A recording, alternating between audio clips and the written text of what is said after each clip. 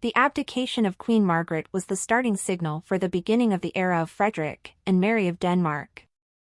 The couple became kings after 50 years of harmony under the iron-fisted leadership of the Danish monarch. Charismatic, austere and much loved, it will be difficult for him to reach the level of popularity of the sovereign. However, the royal household has a powerful attraction, Queen Mary. The Australian reappeared on January 14 to support her husband on this historic day for Denmark. The kiss with which Frederick and Mary of Denmark begin their reign. Federico and Mary of Denmark bathed the crowd. The already proclaimed king, after reading his first speech to the townspeople gathered at the palace door, couldn't help but get emotional. Federico gave way to his wife Mary Donaldson and their 4 children. Together they waved from the balcony to the applause of the crowd. Queen Mary's emotions were more than evident. The road to this had been a long one, and the couple made no secret of their nervousness at the moment. In fact, the reception was so great that they didn't hesitate to come out a second time to say hello and ended the event with a kiss. With this obvious gesture, the king and queen marked the beginning of their reign.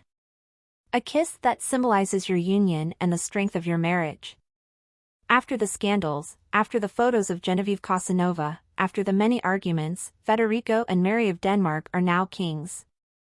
A new path and a new phase begins for the country. Judging by the emotions of the citizens present, they will be much-loved kings. Queen Margaret's tears after her abdication. This was one of the most emotional moments. Queen Margaret addressed the Council of State upon her arrival at Christiansborg Castle.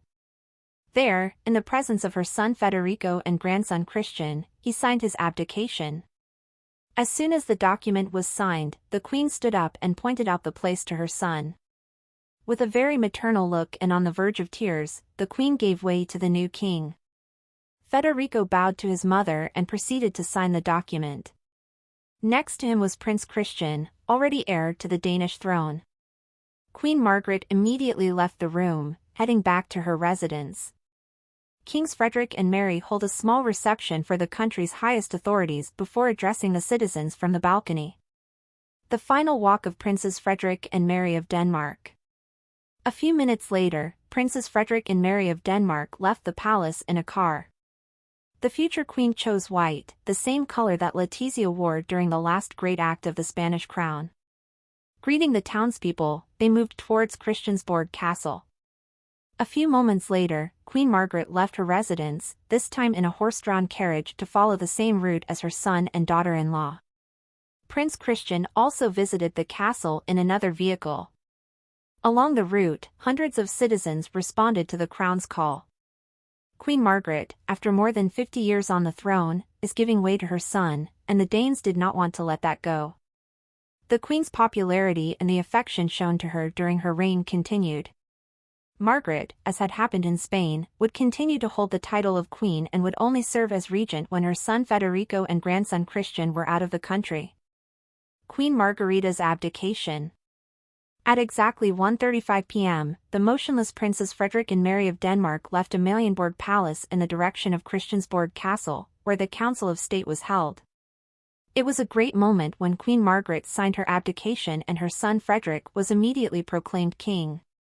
The Crown Prince was accompanied by his firstborn son, Christian, who turned 18 a few months ago. The current kings Frederick and Mary gave a brief reception at Christiansborg Castle for the Danish authorities. It was only 10 minutes when they acted as kings for the first time. An act of great importance that opens the doors to the most anticipated moment of the day. At around 3 p.m., Kings Frederick and Mary stepped out onto the palace balcony to greet.